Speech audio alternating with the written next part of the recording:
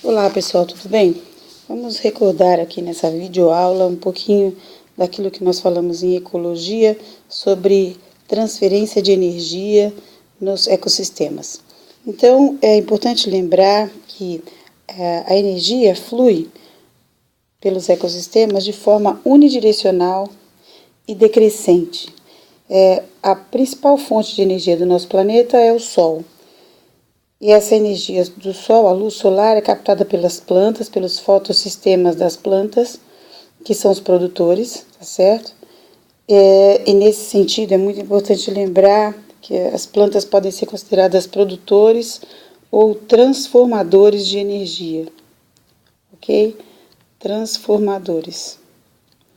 Por quê? Vão ser consideradas produtores quando elas forem quando a gente analisar sobre o aspecto da produção da molécula de glicose. Então, pensando em partir do dióxido de carbono, da água e da luz solar, e a produção, então, aí de glicose, nós, então, podemos considerar que são produtoras.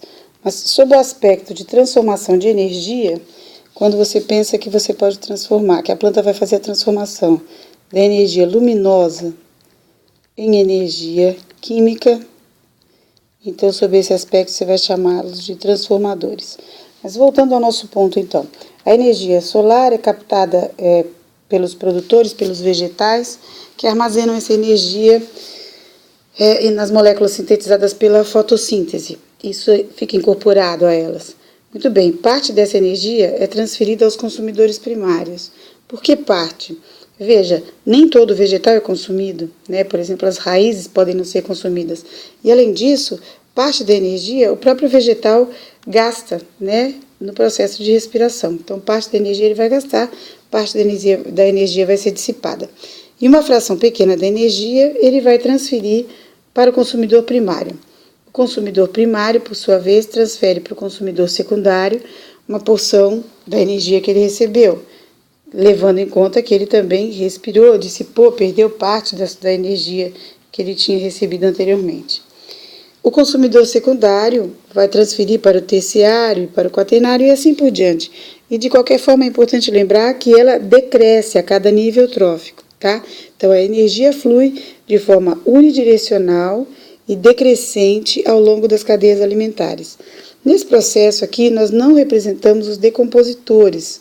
Eles estão aqui embaixo, representados fora aqui, porque eles podem decompor qualquer um dos níveis tróficos, tá? Então, os decompositores, fungos e bactérias, né, representados aqui os fungos e as bactérias, podem decompor os produtores, consumidores primários, secundários, terciários ou parte deles, ok?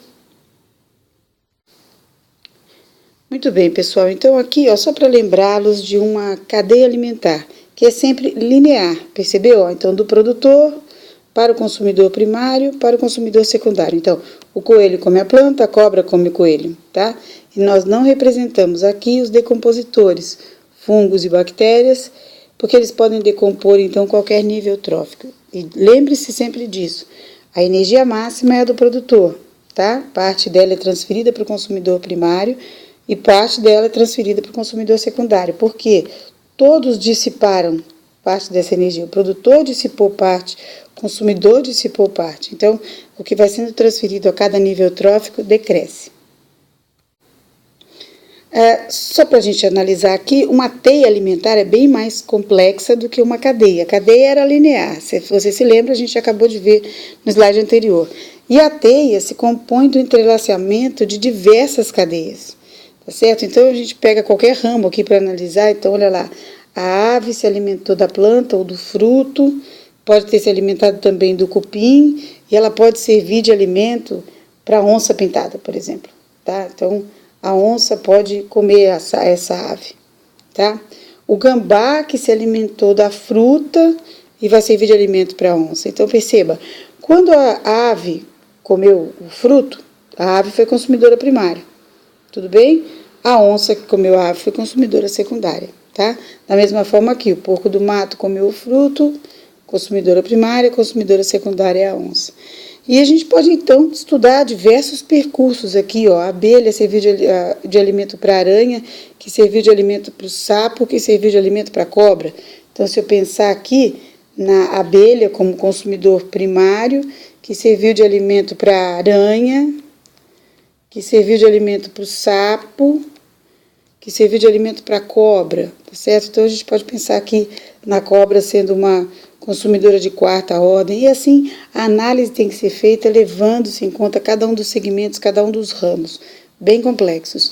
Qualquer uma das alterações que houver aqui, ou seja, se um indivíduo aqui for aniquilado, se uma espécie aqui, se eu tirar esse sapo daqui, eu vou ter o aumento da população daqueles que ele preda e a diminuição da população daqueles que se alimentavam dele. Então, disso consta a riqueza e a delicadeza do equilíbrio dentro das teias alimentares. Muito bem, pessoal. Então, com o intuito de representar graficamente aquilo que se encontra na natureza, dentro da ecologia foi se tentando criar modelos, né? O primeiro modelo que se pensou foram as pirâmides de número, em que se analisaria o número de indivíduos. Então, num determinado ecossistema, 1000 capins serviriam de alimento para 20 grilos, que aí forneceriam alimento para 2 sapos. Tudo bem? Numericamente falando. Estava tudo perfeito, até que você tinha essa situação aqui, ó. Um IP, onde viviam lá 20 besouros que alimentavam o pássaro, um pássaro só. Aqui inverteu, e quando a pirâmide inverte, significa que ela não pode ser usada, tá certo? Então, uma pirâmide invertida não é uma pirâmide de boa representatividade, tá? Então, pirâmides de número são pouco usadas porque podem inverter, tá? Então, se preferiu trabalhar com biomassa, que seria a massa dos indivíduos que compõem aquela comunidade trófica ali, né? Então, aquele conjunto de indivíduos que serve de alimento uns aos outros. Então, pegando a massa das pastagens, que alimentava uma determinada massa de gado, tudo em quilograma e tal, então, e que alimenta uma massa de homens.